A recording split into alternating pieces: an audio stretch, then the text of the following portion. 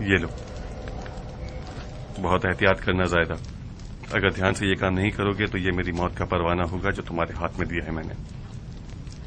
تم زندان سے بھاگ کیوں نہیں جاتے مختار؟ کہیں زبیریوں کے یخنی تمہیں پسند تو نہیں آ گئی؟ تم کب تک عمر کے بیٹے کی توجہ بلکہ صفیہ کی عاجزانہ گزارشوں پر توجہ کر کے اپنی آزادی کی سفارشیں کراتے رہو گے؟ یہ آخری بازی ہے زائدہ، اگر میں زندان سے بھاگ جاؤں تو زبیریوں کو میرے خروج کی خبر مل جائے گی، سارے جہاں کو پتہ چل جائے گا کہ میرا کیا ارادہ ہے۔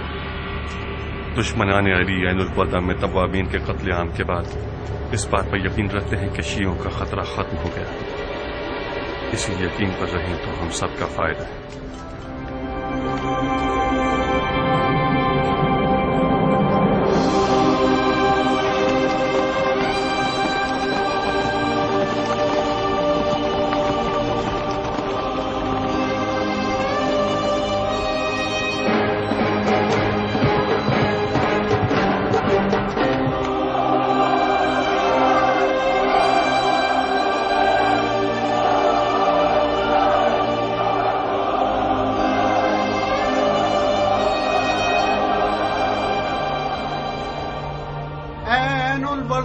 پر کٹے ہوئے کبوتروں، تنہا دوبارہ ملنے کی تمنا ہی ہمارے چاک دلوں کو تسلی دے سکتی ہے۔ سلیمان، مسیب، بن وال اور بن سعد مرے نہیں ہیں، وہ لوگ سورج کی شکل میں صبحوں کے وقت روزانہ تا قیامت طلوع کرتے رہیں گے، وہ لوگ ہر نیک زبان کا نغمہ بن کر زندہ رہیں گے۔ اگر ہم بھی دینداری اور خلوص میں ان کے جیسے ہوتے تو ہمارے عروج کے پر نہ کٹتے۔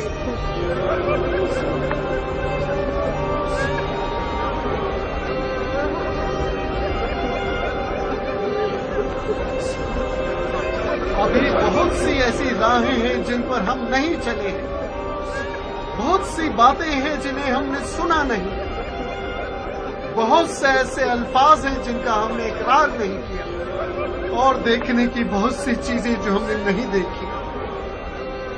توابین آج کے بعد سے ایک اور ذمہ داری اپنے سر پر رکھتے ہیں، ہمیں عین الوداع اور کربلا کے خون کا انتقام ایک ساتھ لینا ہوگا۔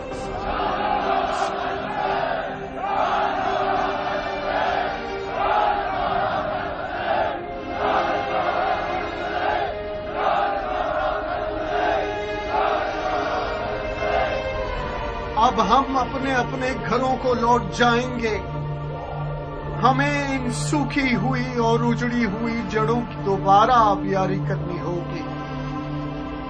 اس تحریک کو اب آگے بڑھانا دوبارہ قوت جمع کرنے پر مشروط ہے۔ ہماری خبریں آپ تک پہنچانے والا شخص بصرہ میں مثنی بن مخربہ اور مدائن میں بن حذیفہ ہوگا۔ ہماری تمام خبریں لوگوں کے ذریعے آپ سب تک پہنچیں گی۔ جائیے کچھ جان تازہ کیجیے اور اپنے آپ کو بنائیے یہاں تک کہ پھر اٹھیں۔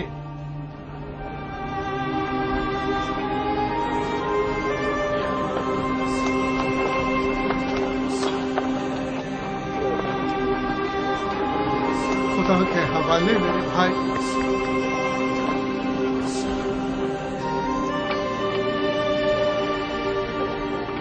خدا کی پناہ میں میرے بھائی۔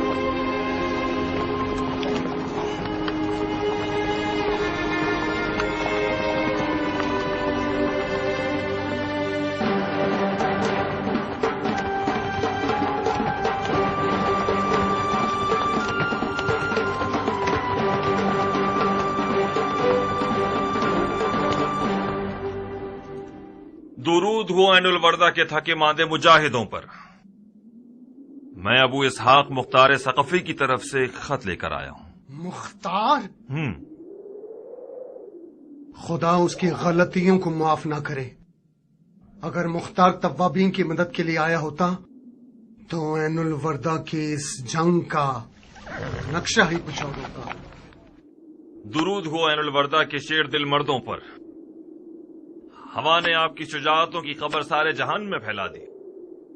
شاعروں نے آپ لوگوں کی مدح و ثنا میں وہ باتیں کی ہیں کہ عوام حیران ہے۔ درود ہو آپ لوگوں پر۔ بہت شرمناک ہے۔ کیا لکھا اس نے رفا؟ سراسر جھوٹ۔ ہم سے چاہتا ہے کہ اس کی بیعت کر لیں،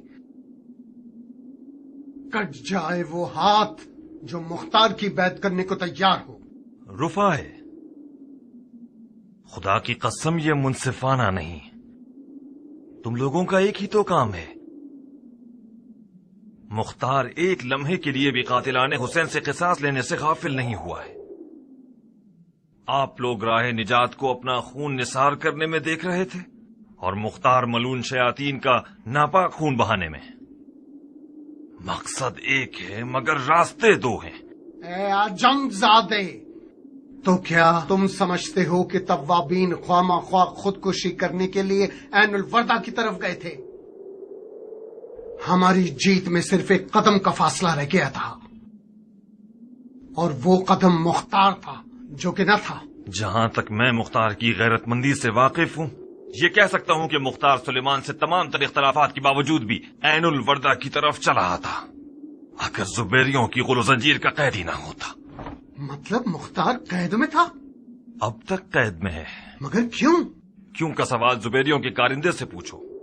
جس دن اس کے پاس سلیمان کا خط آیا اسی دن آدھی رات کو مختار کے گھر پہنچ کر اسے قید کر لے گئے تھے۔ اس طرح تو مختار کا کوئی قصور نہیں ہے، مکار تو بن یزید ہے جو علی کے شیعوں سے دوستی کا اظہار کر کے اس کے پیٹھ پہ چھرا گھونپ دیتا ہے۔ یقیناً مختار کو آل زبیر کی مخالفت کے جرم میں قید کیا ہے۔ ہم کوفے کے زندان پر حملہ کر کے مختار کو چھڑا سکتے ہیں۔ نہیں مصنع، مختار کے قیام کی خبر چھپی رہنی چاہیے۔ پھر مختار کا کیا ہوگا جو قید میں ہے؟ اگر مختار کے قیام کی خبر چھپی رہے اور کسی کو پتہ نہ چلے تو زبیریوں کے پاس مختار کو قید رکھنے کا کوئی ثبوت ہی نہیں بچے گا۔ جب انہوں نے اسے قید کیا تھا تو ان کے پاس کوئی ثبوت تھا؟ انہوں نے مختار کو اسی لیے قید کیا کہ وہ توابین کی مدد نہ کرے۔ کیا مطلب کیان؟ بن یزید نہیں چاہتا تھا کہ توابین عین الوردہ کے فاتح بن جائیں۔ وہ توابین کے کوفے میں ہونے کو آل زبیر کی حکومت کے لیے خطرہ محسوس کر رہا تھا۔ وہ چاہتا تھا کہ یہ لوگ شکست کھا لیں تاکہ کوفے میں ان کی کوئی طاقت نہ بچے۔ سبحان اللہ! تو پھر ابو اسحاق نے اس بارے میں مرحوم سلیمان سے کوئی بات کیوں نہیں کی؟ اس نے ہمیں زبیریوں کے ارادے سے آگاہ کیوں نہیں کیا؟ یہ بھی بن یزید کی چال تھی کہ اس نے بڑی صفائی سے مختار اور مرحوم سلیمان کے درمیان پھوٹ ڈال دی۔ اس طرح تو عین الوردہ کے شہداء کا خون اس خیانت کار بن یزید کے سر ہے۔ سیاست میں اس طرح کے کھیل بہت ہوتے ہیں رفائے، اسی لیے ابو اسحاق کہتا ہے کہ سیاست بازوں سے سیاست کے ساتھ ہی لڑنا چاہیے۔ ابو اسحاق سے کہو کہ توابین تمہارے ساتھ ہے۔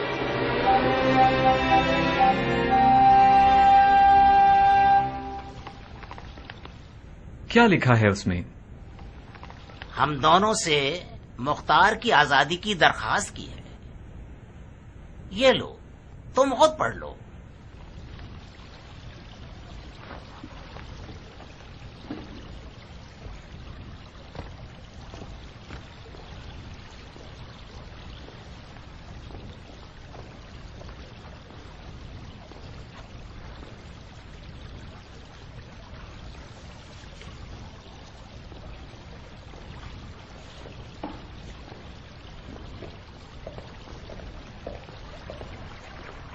کیا کریں؟ سمجھ نہیں آ رہا۔ میری رائے تو یہ ہے کہ ہمیں مختار کو آزاد نہیں کرنا چاہیے۔ تم عمر کے بیٹے کو نظر انداز کر سکتے ہو، میں تو یہ نہیں کر سکتا۔ اگر خلیفہ کی اولاد ہم سے ناراض ہو، یہ اس سے بہتر ہوگا کہ خلیفہ ناراض ہو جائے۔ آزادی مختار کا مطلب وہی پچھلی پریشانیاں اور گھبراہٹیں۔ اگر مختار آزاد ہو گیا تو چین سے نہیں بیٹھے گا، خاص طور پر جب کہ وہ قید کیا گیا ہے اور زخمی بھی۔ مجھے لگتا ہے کہ توابین کی عین الوردہ میں شکست کے بعد شیعوں کے ہاتھ پاؤں کٹ گئے ہوں گے اور ان کا سارا جوش ختم ہو گیا ہوگا اور یہ مروانیوں کے حریف نہیں ہو سکتے، لہذا وہ مجبور ہیں کہ ہم سے اتحاد کر لیں۔ یہ بتاؤ خلیفہ کو کیا جواب دو گے اگر ہم نے مختار کو آزاد کر دیا؟ خلیفہ آخر کیوں ناراض ہوں گے جبکہ مختار کا آل زبیر سے کوئی واسطہ نہیں ہے؟ کیا تمہیں یقین ہے کہ مختار آزاد ہو کر آل زبیر کے خلاف سازشیں نہیں کرے گا؟ اب تک تو نہیں کی۔ میری مانو تو مختار کو مار ڈالے اور اس کے شر سے نجات حاصل کر لیں۔ لعنت خداوند اور شیطان رجیم پر۔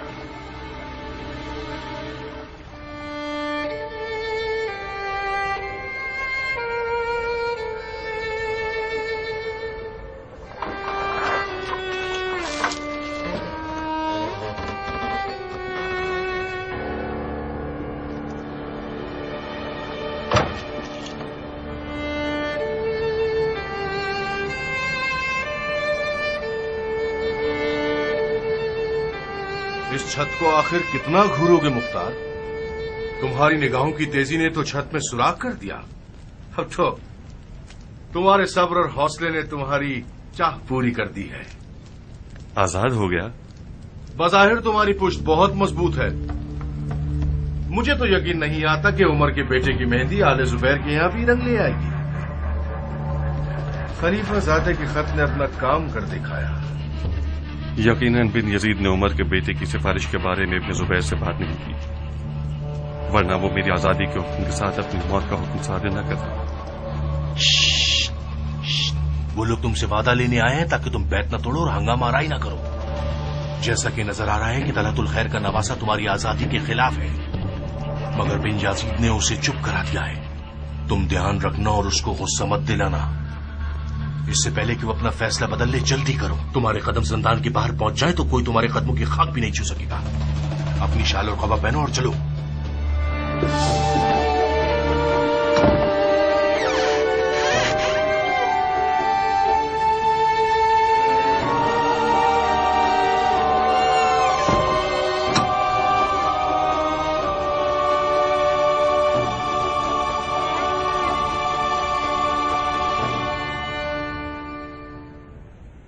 وعلیکم السلام۔ میری آنکھیں اندھیرے میں رہنے سے دھندلے پن کا شکار ہو گئی ہیں، ورنہ میں اہل معرفت کے دیدار میں سلام کرنے میں پہل کرتا تھا کہ دگنا ثواب حاصل کروں۔ مختار،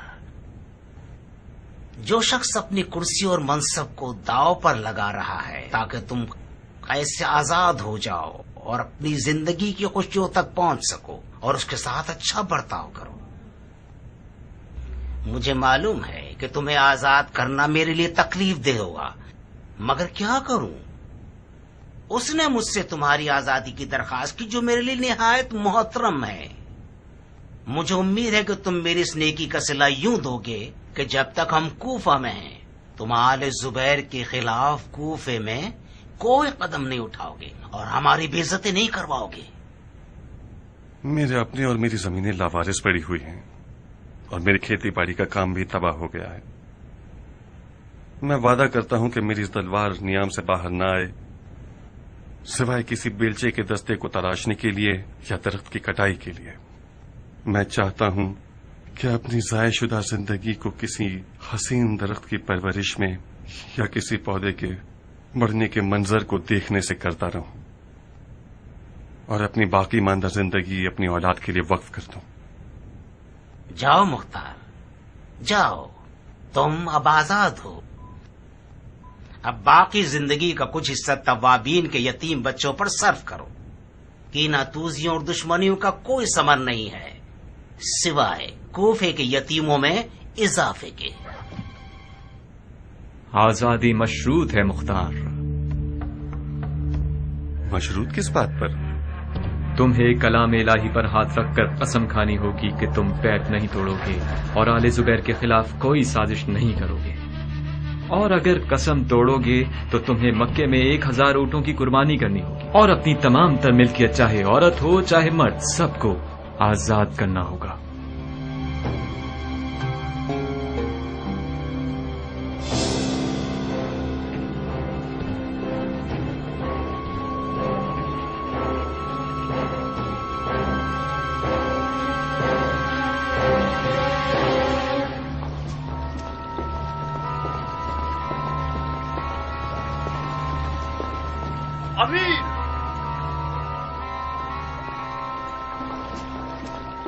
امیر، کیا یہ سچ ہے کہ آپ نے مختار کو آزاد کر دیا ہے؟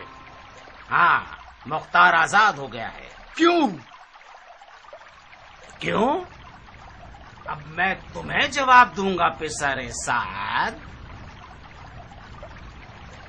تم لوگوں کو روز روشن مسلمانوں کے دارالحکومت میں داخل ہونے کی اجازت دی ہے. ہاں، کیا ہمارے درمیان طے نہیں پایا تھا کہ تم لوگ اپنے خانہ خراب گھروں میں بیٹھے رہو اور ہماری اور اپنی ہر طرح کی راو رسم کا انکار کر دو؟ ہاں امیر، مختار کی آزادی کا حکم یعنی آپ کی اور ہماری موت کا حکم، یہی تھی وہ سیاست جس پہ آپ کو اتنا ناز تھا. ہاں جانتا ہوں مختار کو آزاد نہیں ہونا چاہیے تھا، مگر مختار کی آزادی اس نے مجھ سے مانگی جو ہم سب کے لیے عزیز و محترم ہے، اور اس کی حرمت واجب ہے.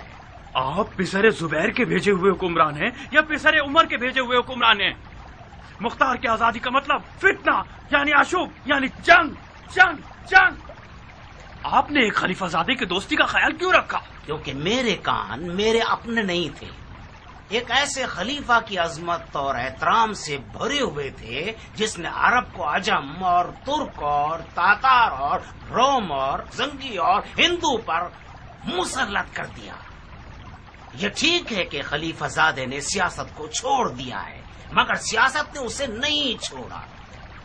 یزید جو کہ یزید تھا اور کسی خدا کو نہیں مانتا تھا، وہ بھی عبداللہ ابن عمر کے حکم کو مانتا تھا. امیر، مان لیجئے کہ مختار کی آزادی عراق کی ہر حکومت کے لیے خطرہ ہے، چاہے اموی ہو یا زبیری.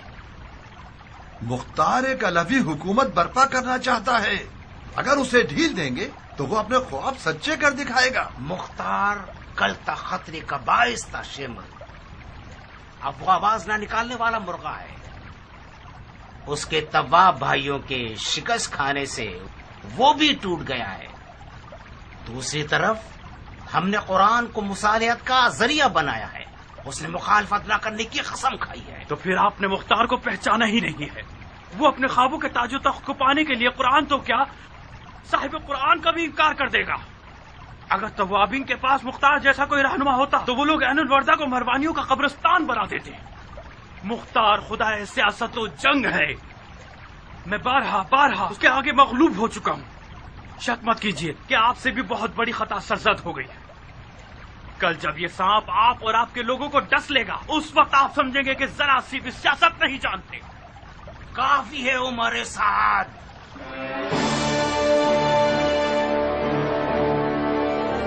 کافی ہے.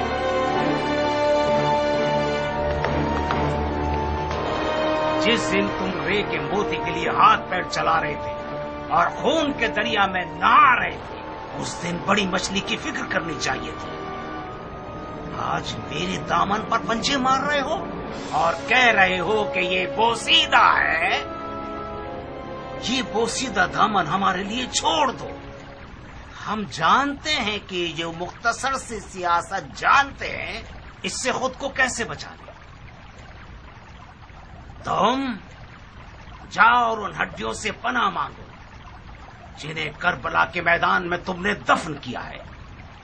اہل بیت رسول کا رحم و مروت بہت زیادہ ہے، شاید تمہیں اس مشکل سے نجات دے دے. تشریف لے جائیے. اور ہاں، ہم نے خفیہ طور پر یہ طے کیا ہے کہ آپ لوگ اپنے گھروں سے نہیں نکلیں گے. میں وعدہ نہیں کر سکتا کہ آپ جیسوں کی جان کی ضمانت کر سکوں.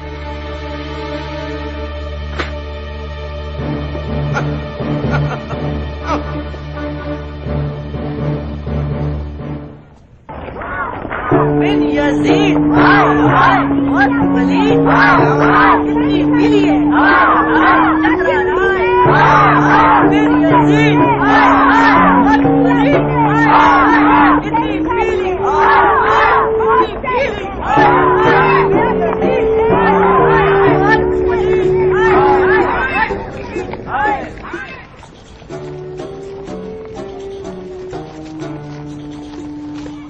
بن یزید ہائے ہائے بہت پلید اتنی پیلی ہے چکرا رائے بن یزید بہت پلید اتنی پیلی اتنی پیلی بن یزید بہت پلید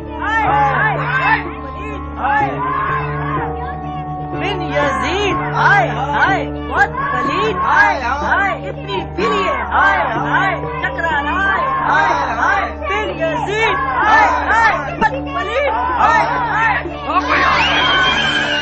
بند کرو، تم لوگ بھی وہی حرکتیں کرو گے ملون کہیں کے. یہ ساری بکواسیات میں ماں باپ کے بچوں کے لیے سڑک چھاپ بدبخت اور بگڑے ہوئے بچوں کو سیو دیتا ہے. تم لوگوں کے لیے نہیں جو خود بگڑے ہوئے ہو اور دوسروں کے لیے نعرے لگاتے ہو. اماں جانیا بابا پھر جانی مریض بن گئے. رونا مت میری جان، مت گھبراؤ میری بچی، تمہارا باپ چکرا گیا ہے. یقیناً کسی نے آج ان کی دم پہ پاؤں رکھ دیا ہے، کچھ زیادہ ہی دماغ خراب ہو گیا ہے. بابا کی تو دم نہیں ہے، ان کا دماغ کیسے خراب ہوتا ہے؟ یہ جن زدہ ہو گئے ہیں میری جان.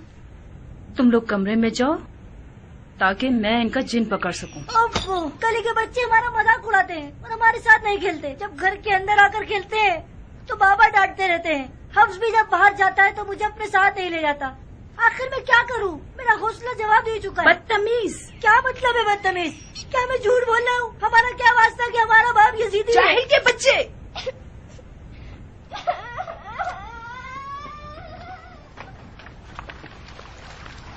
خوش رہیے گا، خوش رہیے گا. کیا تربیت کی ہے آپ نے؟ یہ جاہل کے بچے میرے لیے عذاب کے فرشتے بن گئے ہیں.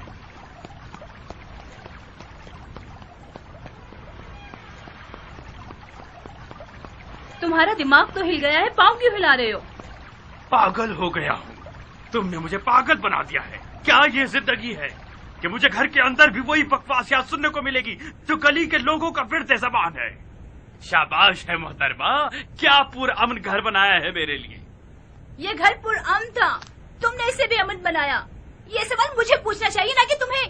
جی ہاں، ظاہر ہے بانو محترمہ کو پوچھنا چاہیے کہ ان کے گھر کے باورچی خانے میں دمبے کی بریانی جو نہیں بنتی، ان کو مخمل حریر اور مہنگے لباس پہننے کو نہیں ملتے، ان کو ہیرے موتی اور سونے کا گلوبن جو میسر نہیں ہے، ان کے پاس کنیزیں اور نوکرانیاں نہیں ہیں نا. میں صدقے جاؤں بانو پر کہ اتنی غربت اور خاک نشینی کی زندگی گزار رہی ہے کہ اب تھک گئی ہے. میں کسی چوراہے پر بیٹھے بھکمنگے کی بیٹی نہیں تھی شہزادے. میں اس رات محل میں رہنے والی تھی جب میرا ہاتھ مانگنے آئے تھے. بھول گئے؟ بس بھی کرو جاریہ، تم تو میرا دماغ تازہ مت کرو. یہ تم ہو جو زندگی کو اپنے میرے اور بچوں کے لیے زہریلی بناتے جا رہے ہو. پھر مختار کیسے آزاد ہوا نہیں کہ خوف و ہراس سے ہمارے گھر کو گھیر لیا. عمر، کوفہ اب رہنے کی جگہ نہیں ہے. تم نے ان گلیوں اور لوگوں سے کیا اچھا دیکھ لیا جو دونوں ہاتھوں سے اس خرابے کو پکڑ کر بیٹھ گئے اور چھوڑنا نہیں چاہتے. تم بھول گئے کوفہ کی عورتوں نے بھی تمہیں کس ذلت و خواری کے ساتھ مسجد کوفہ سے باہر نکالا، تم پر پتھر اور ڈنڈے برسائے، توف اور لعنت کی. ہم کوفے سے چلے کیوں نہیں جاتے؟ کہاں چلے جائیں عورت؟ میری تمام جائیداد اسی خرابے میں ہے. عمر چلو کچھ عرصے کے لیے شام یا حجاز کی طرف چلتے ہیں جب تک کوفے کے حالات ٹھیک ہو جائے. اپنی جائیداد کسی امانت دار کے حوالے کر دو کہ ہمارے آنے تک ان کی دیکھ بھال کرے. یہ لوگ اتنے چور ہیں کہ ادھر ہم نے کوفے سے باہر قدم رکھا اور یہ سب کچھ بیچ کھائیں گے. جب تمہاری جان تمہاری جائیداد میں اٹکی ہوئی تھی تو تم رے کیسے جانا چاہتے تھے؟ تم نے اپنے آپ کو نافہم کیوں بنا رکھا ہے جاریہ؟ رے کا معاملہ الگ تھا، اور پھر مجھے کوفے سے کیوں چلے جانا چاہیے؟ کوفہ کس خبیث کی ملکیت ہے جسے میں نے چرایا ہے؟ اور کوفے میں کیا ہونا ہے جو میں جاؤں؟ مختار اور اس کے جیسے لوگ کیا بگاڑ لیں گے؟ طوابی نے جو اتنے سارے ہنگامے کیے ان کا کیا ہوا؟ ہم کوفے سے چلے جائیں، میں کوفے سے چلا جاؤں تاکہ سب یہ بولیں کہ پسر سعد نے کوئی چھپنے کی جگہ تاک لی ہے اور اپنی دم سر پہ رکھ کر بھاگ گیا ہے.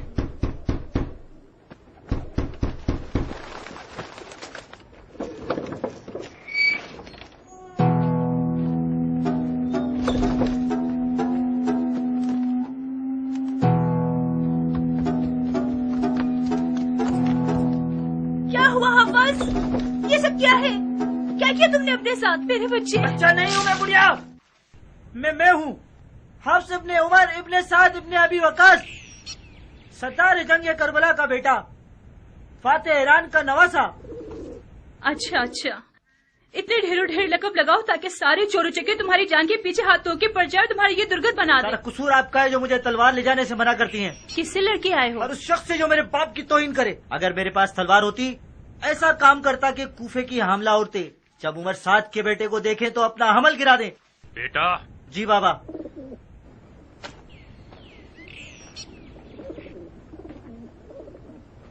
تم لڑے کیوں تھے؟ اوریان کے ساتھ نہر پر مچھلی پکڑنے گیا تھا کہ مائی گیرو کے 6-7 بچے ہمارا راستہ روک کے کھڑے ہو گئے کہ یہاں ہمارا قبضہ ہے، تمہیں یہاں شکار کا حق نہیں۔ اوریان ڈر گیا، وہ واپس لوٹنا چاہتا تھا، میں ان کے سامنے ڈٹ کر کھڑا ہو گیا۔ قبضے کا کیا مطلب ہے؟ نہر تو سب کے لیے ہے، نہر خدا کی ہے، ہماری بحث بڑھ گئی۔ اوریان کے منہ سے نکل گیا، جانتے ہو کس سے لڑ رہے ہو؟ یہ عمر 7 کا بیٹا ہے۔ ان خبیثوں نے کہکا لگا کر میرا مذاق اڑایا، ایک نے آپ کو گالی دی، میں نے اسے مارا، سب مجھ پر ٹوٹ پڑے۔ کون سی گالی دی؟ بہتر ہوگا کہ آپ نہ سنیں، بہت ہی بری گالی دی۔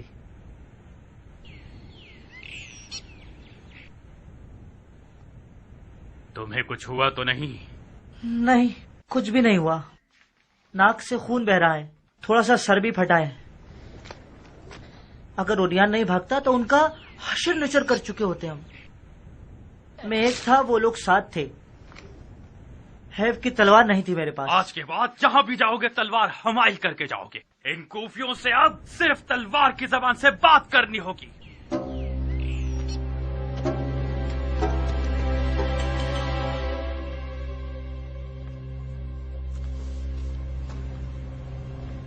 کیا کرنا چاہتے ہو؟ میں والی کوفہ کی معزولی کا حکم لکھ رہا ہوں۔ تم کب تک اس خط و کتابت پر دل بہلاتے رہو گے؟ اپنے منہ کو غار میں چھپا لیا ہے اور اطراف کی خبر نہیں لیتے؟ آج کوفہ یزید اور اس کے ساتھیوں سے بیزار ہے۔ تم شمر اور تم لوگوں کے ساتھی اہل کوفہ کے منفور ہو۔ کوفہ کے بچے روزانہ تم لوگوں کی شکلیں لکڑیوں پر لے کر مزاحیہ اشعار پڑھتے ہوئے گلیوں میں گھومتے ہیں۔ اگر تم جیسے لوگوں کی زبیریوں کے نزدیک کوئی قدر و منزلت ہوتی تو وہ تم لوگوں کو خانہ نشین نہیں کرتے۔ تم اپنے ہی گھر میں قیدی ہو عمر، یقین کیوں نہیں کرتے؟ خدا کی قسم ہمارے پاس کوفہ چھوڑنے کے سوا کوئی حل نہیں ہے۔ جاریہ، اگر آندھی بھی آ جائے تو وہ بھی مجھے کوفے سے نہیں ہلا پائے گی۔ اب تم بولتی رہو۔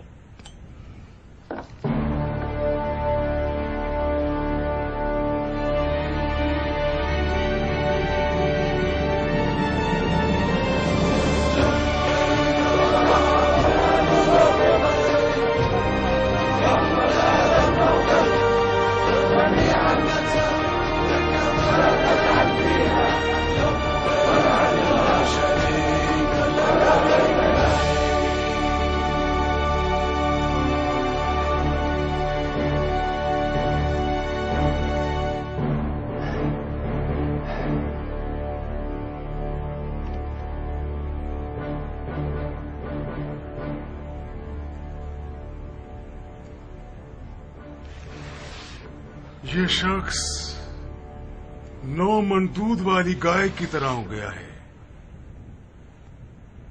کامیابی سے بھرے ہوئے دودھ کے برتن کو ایک لات سے گرا دیا ہے۔ بن متی، اس سے پہلے کہ تمہارے حکم کی مہر سوکھ جائے اپنے آپ کو کوفہ پہنچا دو اور کہانی ختم کر دو۔ خدا کرے کہ دیر نہ ہوئی ہو۔ ہاں، ابھی نکلے نہیں ہو کہ پہلے ہی ہار گئے؟ کوفہ ایک خوفناک میدان ہے، مجھے فکر مند ہونے کا تو حق دیجیے۔ کوفے میں سیاست اور تلوار بیک وقت چلائی جانی چاہیے، ورنہ ہم اسے سنبھال نہیں سکتے۔ جناب علی، یہ فدوی تو اسی وقت بن یزید کو کوفہ بھیجنے کے خلاف تھا، بہت سیاست باز تھا وہ۔ یہ تو سیاست نہیں ہے، عمر کے بیٹے کا پھیلا ہوا پاؤں ہے۔ وہ دعویٰ کرتا ہے کہ سیاست اور حکومت میں دخل اندازی نہیں رکھتا، مگر ہمارے بعض حکمرانوں کے ساتھ مکاتبہ کرتا ہے۔ خط لکھا ہے اس نے، اللہ اکبر، حکم ایک بن یزید جیسا جاہل والی اس کا جی حضوری کرنے والا بن گیا ہے. اس کے حکم کا سر آنکھوں پر رکھتا ہے. لعنت ہے اس قدر حماقت پر، توف ہے اس حد کے بچپنے پر. یہ پاؤں کٹ جانے چاہیے بن موتی.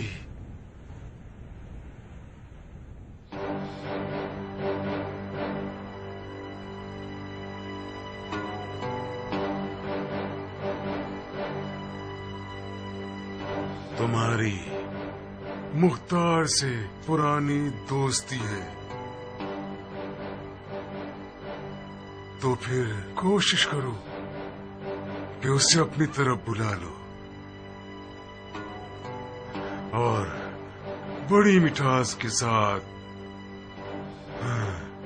سلیمان اور اس کے ساتھیوں کی طرح اسے بھی جنت کی طرف روانہ کر دینا.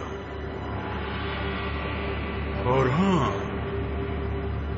شمر اور عمر سعد سے بھی معافی دوستی کر لو. مجھے حوصلہ نہیں ہے کہ روزانہ ان کے قاصد مکے کی طرف روانہ ہوں. ان کے آگے بھی کچھ ہڈیاں ڈال دو، مگر اس طرح کے لوگوں کو تکلیف نہ پہنچے.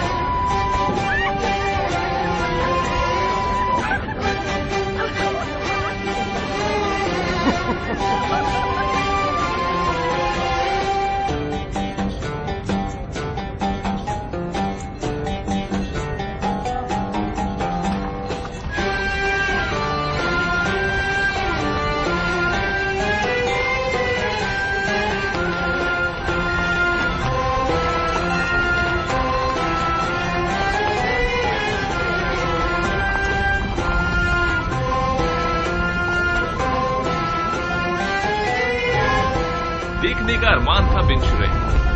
کیا حال چال ہے؟ بس آپ کی دعائیں ہیں. آپ کیسے ہیں؟ ہم دعا گو اور شکر گزار ہیں. اس طرف کیسے؟ خدا نے توفیق دی تو عمرے کا شرف حاصل کرنے جا رہے ہیں. عمرہ؟ وہ بھی ان دنوں میں، جبکہ کوفے کو تم جیسے نامور لوگوں کی ضرورت ہے.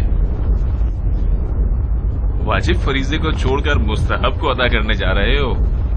کوفہ آپ جیسوں کے لیے وظیفوں سے بھرا ہوا ہے جو سیاست کو واجب فریضہ سمجھتے ہیں.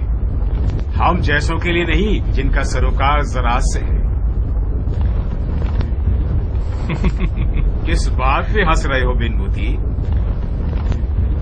آپ کی مرغی کی دم جو نظر آ رہی ہے. یہ مرغی کی دم کہاں ہے؟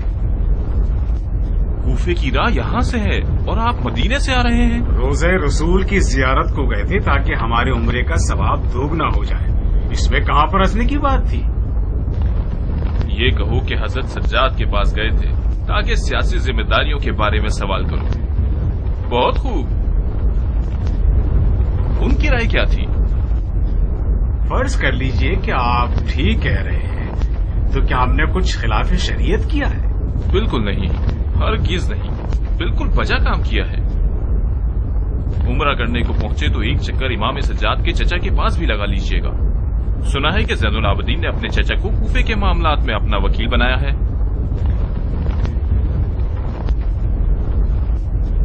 تم اتنے سارے افراد کے ساتھ کس علاقے کو فتح کرنے کا ارادہ رکھتے ہو؟ کوفے کا عزم رکھتا ہوں بن شریح، حکم عمارت کوفہ کے ساتھ، اور یہ وہ ذمہ داری ہے جو خلیفہ نے میرے کاندھوں پر ڈالی ہے۔ تو اس کا مطلب یہ ہوا کہ بن یزید غلط ثابت ہوا۔ یقیناً اس کی توابین سے حمایت خلیفہ کو ناراض کر رہی ہے۔ نہیں عبد الرحمن، نہیں، توابین کی حمایت خلیفہ کا ایمان ہے۔ تعجب ہے، تم تو مجھ سے بھی زیادہ دور کے کوڑی لائے۔ زمانے کے کھیل سے مجھے ہنسی آتی ہے بن شریح۔ جب مجھے عمارت کا حکم ملا تو مجھے یاد آ گیا کہ تم ان لوگوں میں سے ہو جن کی مجھے سب سے پہلے داڑھی چلانی ہے۔ حیف ہے، تمہارا مکہ میں زیادہ ٹھہرنے کا ارادہ تو نہیں ہے؟ کوفے میں تمہارے پاس میرے علاوہ اتنی مصروفیات ہوں گی کہ تمہارے پاس وقت ہی نہیں رہے گا۔ ہم بڑے سکون کے ساتھ اپنی زیارت کر کے بڑے آرام سے واپس لوٹ سکتے ہیں۔ آؤ، تمہارا انتظار کروں گا میں۔ اور ہاں، ہمارے دوست کی کیا خبر ہے؟ اگر خدا کا کہہ رہے ہو تو ہم نظارہ کر رہے ہیں، اور اگر شیطان کے بارے میں کہہ رہے ہو تو جناب والا بہتر جانتے ہوں گے۔ اپنے آپ کو دھوکہ مت دو، ہم دونوں کا خدا اور شیطان کے علاوہ ایک تیسرا دوست بھی ہے، اس کا نام ابو اسحاق مختار ہے۔ مختار یا زندان میں ہے یا میدان میں، بظاہر بن یزید نے تمہارے لیے راستہ ہموار بنا دیا ہے۔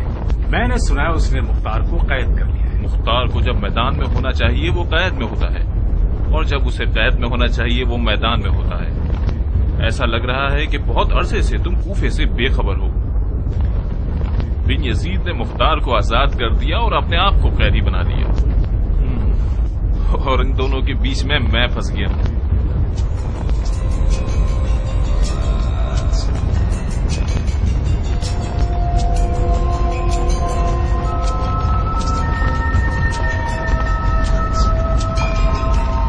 اندازن ہم کہاں ہیں ابو صاحب؟ غار کے قریب۔ بڑا ہیبت ناک صحرا ہے۔ مجھے حیرت ہے کہ مختار اس صحرا سے اکیلے کیسے جان بچا کر نکل گیا۔ معذرت چاہتا ہوں امیر، مختار انسانوں سے زیادہ جنات سے شباہت رکھتا ہے۔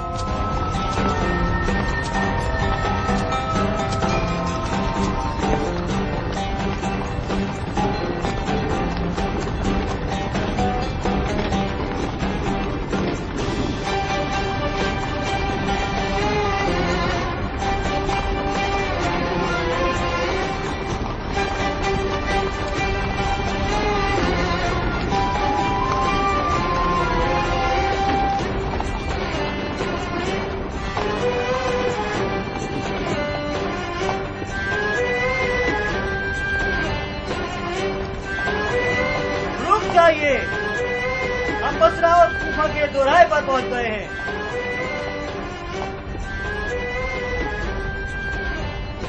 بہت خوب ام سلیم، جدائی کا موقع آ گیا۔ ہم بصرہ میں اجنبی ہیں عبداللہ، وہاں ہم کسی کو نہیں جانتے۔ میں نے جناب مصعب کو لکھا ہے کہ آپ لوگوں کا خیال رکھیں تاکہ آپ لوگوں کو اجنبیت کا احساس نہ ہو۔ بے فکر رہیے، آپ بصرہ میں خوش رہیں گی۔ حکومت بنی زبیر کے بہت سے بااثر افراد کے گھر والے بصرہ میں رہ رہے ہیں، آپ ان کی جان محفل بن جائیں گی۔ جب ہم کوفہ میں اپنے قدم جما لیں گے تو آپ کے دیدار کو چلے آئیں گے۔ تم کوفے کے امیر اور حاکم ہو، آخر تمہارے گھر والوں کو تمہارے ساتھ کوفہ کیوں نہیں جانا چاہیے؟ میری کوفہ پر حکومت مختار جیسے خطرناک رقیب کو مہار کرنے پر مشروط ہے۔ مگر تم تو مختار کے پرانے دوست ہو۔ ہاں، میں اور مختار بچپن سے ایک دوسرے کے دوست تھے، مگر فی الحال رقیب ہیں۔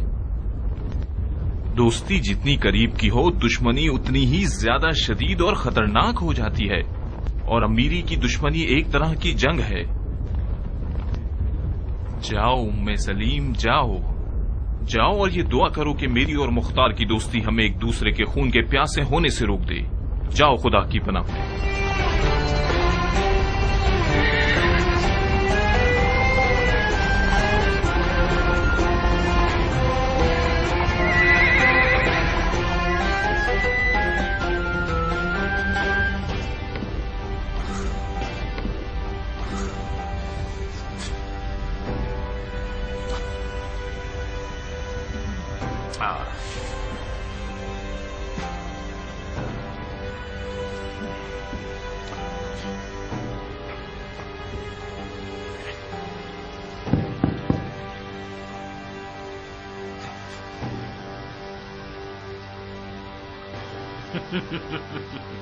اتنے بے چین کیوں ہو بن متی؟ بڑی تنگ کرنے والی جگہ ہے. تم بیٹھتے تھے تو پرسکون تھے کیا؟ جی نہیں، کتنی دفعہ اس نے مجھے قبر دکھا دی. اسی وجہ سے ہم اتر چکے ہیں اور آپ اس پر سوار. اپنی بیٹھک پر دھیان رکھیے گا. جب میری بے چینی کی وجہ جانتے ہو تو پوچھ کیوں رہے ہو؟ میں یہ تسلی کرنا چاہ رہا تھا کہ غلطی میری نہیں تھی. یہ سواری ایک ڈسنے والی شے ہے. ہمیں سحر و جادو آنا چاہیے تاکہ اسے مہار کر سکے. صحیح. اگر سحر و جادو سے حکومت کی جا سکتی تو ابھی تک جادوگر نمونے اس وقت تمہاری نماز جنازہ پڑھ رہے ہوتے. جس کو کوفے میں جادو نہ آتا ہو وہ موت کے گھاٹ ہی اترتا ہے. تم اچھے سیاستدان ہو بن یزید اور ایک اچھے جادوگر بھی. حکومت کرنا جادوگری سے زیادہ مشکل ہے. بعض اوقات ہاتھ میں عصائے موسیٰ بھی ہو تب بھی کام نہیں چلتا. حکومت میں کچھ معاملے ایسے بھی ہیں جو صرف ٹیڑھی تلوار سے ہی سیدھے کیے جا سکتے ہیں. جائیے اور اپنے آپ کو مکہ مکرمہ کے سفر کے لیے تیار کیجیے. کیا یہ حکومتی صدا کا حکم ہے؟ کیوں؟ میں جاننا چاہتا ہوں. ہاں، میں جاننا چاہتا ہوں کہ اگر خلیفہ کا حکم ہے کہ ہم مکے چلے جائیں تو سر آنکھوں پہ چلے جاتے ہیں، لیکن اگر آپ کا حکم ہے تو اجازت دیجیے کہ ہم اگلی منزل کا انتخاب خود کر لیں. اگر انتخاب کا اختیار دیا جائے تو کہاں جائیں گے؟ مکے کے علاوہ کوئی جگہ. کہیں آپ کو یہ برا تو نہیں لگ گیا کہ خلیفہ نے آپ کی جگہ ہمیں بٹھا دیا ہے؟ خدا نہ خواستہ آپ آل زبیر کو پیٹھ دکھانے کا ارادہ تو نہیں رکھتے؟ ہرگز نہیں. ہم نے حکومت کی شرط آل زبیر کی بیعت نہیں کی ہے. ہمیں شرعی ذمہ داری نے بیعت کرنے پر مجبور کیا تھا. جب تک خلیفہ اور ہم ہیں ہم عہد و میثاق پر ہمیشہ ثابت قدم رہیں گے. میں ذاتی طور پر تھک چکا ہوں اور کچھ عرصے سیاست کے کھیل سے دور رہنا چاہتا ہوں. ابراہیم کے بارے میں نہیں جانتا. اور میں مزار رسول پر جا کر مجاور قبر نبی بن جاؤں گا. آپ لوگوں کی جیسی مرضی. بن یزید، آپ جہاں کا بھی ارادہ رکھیں گے ہمیں ضرور بتا دیجیے گا تاکہ آپ کے سفر کے اسباب مہیا کر دیے جائیں. اور تم بن مزاحم، کوفیوں کو مسجد میں بلاؤ. شرن اور عرفن ہمیں حکومت کو مسجد کوفہ اور اس کے ممبر سے شروع کرنا چاہیے. اے مسلمانوں، اس خدا کی قسم جس کا کوئی شریک نہیں، تم لوگوں کی بھلائی اتحاد میں ہے، نفاق میں نہیں. ہم سب ایک واحد خدا رکھتے ہیں، ایک رسول رکھتے ہیں. ہمارا ایک قرآن ہے، ایک واحد قبیلہ ہے اور اس کے علاوہ دشمن بھی واحد ہے. بعید ہے کہ کوفے میں آج کوئی فرقہ کھڑا ہو جائے جسے مروانیوں اور امویوں کے فسق پر یقین نہ ہو. اگر کوئی محدود سا طبقہ مل بھی جائے تو وہ منزلی قوم ہے. آپ لوگوں نے یزید کے کارندوں کو کوفے سے نکال دیا مگر خطرہ ختم نہیں ہوا. مروانیوں کے نام سے ظاہر ہو کر آپ کی طرف آ رہے ہیں. جیسا کہ آپ لوگ جانتے ہیں مروانیوں نے شامات پر قبضہ کرتے ہی بن دلاجہ کو ایک لشکر کے ساتھ حجاز کی طرف بھیج دیا ہے اور ابن زیاد کو عراق کی طرف. عبد الملک مروان نے ابن زیاد سے کہا ہے اگر کوفے پر مسلط ہو گئے، اگر کوفے پر قبضہ کر لیا تو 3 دن اور 3 رات تک 3 دن تک کوفیوں کی ناموس تم اور تمہارے لشکر پر حلال ہے. تو ہی بچا لے یا اللہ، تو ہی بچا لے یا اللہ، تو ہی بچا لے یا اللہ، تو ہی بچا لے یا اللہ. بھائیوں، دشمن بہت زیادہ اور مسلح ہیں. اگر آپ لوگ گروہوں میں بٹ جائیں گے اور مروانیوں کے مقابلے پر جائیں گے تو فتح و ظفر میسر نہیں ہوگی. جیسے کہ توابین مغلوب ہو گئے اور عین الوردہ میں ان کا خون بہا، اور خدا ان کی مغفرت کرے۔ بہرحال امیر المومنین نے مجھے آپ لوگوں کی طرف بھیجا ہے تاکہ آپ لوگوں کے لیے لشکر ترتیب دے سکوں اور آپ کی سرحدوں کی حفاظت کروں، آپ کے خراج لوں اور آپ کے حصے تقسیم کروں، اور آپ لوگوں کے خراج کا باقی ماندہ حصہ آپ لوگوں کی رضامندی کے ساتھ امیر المومنین کے لیے بھیج دوں۔ جو بھی میرا ساتھ دے گا میں اس کا دوست اور بھائی ہوں، فتنہ گروں کا دشمن ہوں، گناہگار اور نافرمان کی کمر توڑ دوں گا اور منحرفین اور نافرمان کو قید کر لوں گا۔ یہ تو وہی ابن زیاد کا طریقہ ہے امیر۔ ابھی میرا خطبہ ختم نہیں ہوا ہے صاحب۔ باطل باتوں کا اختتام نہیں ہوتا۔ جو کچھ اب تک آپ نے فرمایا وہ صرف تکرار و تناقض تھا۔ ان لوگوں نے واضح و نصیحت بہت سنے ہیں، انہیں ایسا امیر چاہیے جو اپنی باتوں پر عمل بھی کرے۔ شیطان کی باتیں، وہ بھی ایک فاضل اور عقلمند انسان سے۔ صاحب ابن مالک اشعری کی زبان سے سننا تعجب خیز ہے۔ یہ صرف اس وقت سنی جا سکتی ہیں جب وقت ضائع کرنا ہو۔ میں عین الوردہ کی قتل گاہ سے آ رہا ہوں شیخ۔ آپ نے فرمایا کہ میں شیطانی زبان میں بات کر رہا ہوں؟ بعید نہیں، بشر خطا کا پتلا ہے۔ ہم سب شیطان کے وسوسوں کی زد میں ہیں۔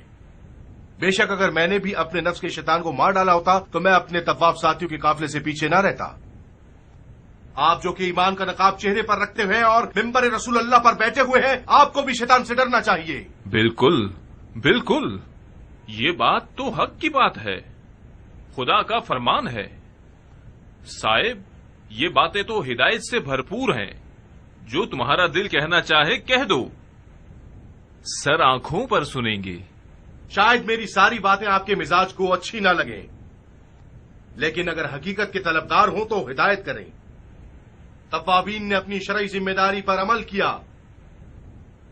اگر کوفے کا حاکم وقت ان کی مدد کرنے میں مذائقہ نہ کرتا تو عین الوردہ کا میدان آج مروانیوں کا مقتل ہوتا، نہ کہ توابین کا۔ اگر بن یزید توابین کی مدد کر سکتا تھا اور اس نے نہیں کی، خدا اسے معاف نہ کرے کہ اس نے گناہ کیا ہے۔ بن یزید نے مدد نہیں کی کیونکہ یہ آل زبیر کی سیاست ہے کہ شیعہ کوفے میں ضعیف ہو جائیں اور اقلیت میں رہ جائیں۔ یہ لوگ شیعوں کو گروہ گروہ کی شکل میں مروانیوں کے مقابلے پر بھیجنا چاہتے ہیں تاکہ شیعہ ختم ہو جائے اور ان کی طاقت پامال ہو جائے۔ یہ ایک غلط بات ہے، موافق نہیں ہوں میں صاحب۔ اگر تم میرے خطبے کو غور سے سنتے تو میں نے عرض کیا تھا کہ سب مل کر دشمن سے لڑنے جائیں گے، گروہوں میں بٹ کر نہیں اور منمانی کرتے ہوئے نہیں۔ اگر توابین عین الوردہ نہیں جاتے تو کیا آل زبیر کی تلوار ان کی گردنوں پر تھی کہ کیوں نہیں جا رہے؟ یہ کون سا تفرقہ پھیلانے والا جملہ ہے؟ خدا لعنت کرے اس پر جس کا ارادہ تفرقہ بازی ہو۔ آمین یا رب العالمین۔ اگر آپ جنگ کا ارادہ رکھتے ہیں تو عزم کیجئے، لشکر بھیجئے، شیعہ بھی آپ کے ساتھ ہوں گے۔ جی نہیں، ہرگز نہیں۔ تعصب سے دلوں کو پاک کیجئے تاکہ ہم سب مل کر جہاد کریں۔ حالات میرے تصور سے کہیں زیادہ خطرناک ہیں۔ خلیفہ کی توہین، وہ بھی کھلے عام، یعنی زبیریوں کے اونٹ کو کوفے میں ذبح کر ڈالنا۔ بن یزید نے حکومت نہیں کی، کھیل کھیلا ہے، بالکل ان بچوں کی طرح جو بادشاہ بننے کے کھیل کھیلتے ہیں۔ معافی چاہتا ہوں امیر، ان سے میٹھے انداز میں پیش آئیں گے تو یہ ہم پر سوار ہو جائیں گے۔ آپ ان سے بہت زیادہ اچھے انداز میں پیش آتے ہیں۔ مجھے مزید برہم مت کرو، میں پہلے ہی اپنے آپ میں بہت اکھڑا ہوا ہوں۔ سیاست میں بعض اوقات ایک مسکراہٹ سے ایک لشکر کی جتنی فتوحات حاصل کی جا سکتی ہیں۔ میں ہنسنے پر مجبور تھا، اگر ہنستا نہیں تو حالات کی نوعیت کو سمجھ نہیں پاتا۔ صاحب تو مختار کے قریبی دوستوں میں سے ہیں۔ ان تمام گستاخیوں کا اثر وجہ مختار ہے۔ مختار کو آزاد نہیں ہونا چاہیے تھا۔ مجھے باوثوق خبریں ملی ہیں کہ مختار نے آزادی کے بعد شیعوں کے بزرگوں سے مذاکرات کیے ہیں اور انہیں بیعت کے لیے تیار کیا ہے۔ مختار کو قید کرنا ایک غلطی تھی، مگر اسے آزاد کرنا اس سے بھی بڑی غلطی ہے۔ خدا قتل کر دے بن یزید کو، بلا وجہ اس نے مختار کو ایک خطرناک رقیب بنا دیا۔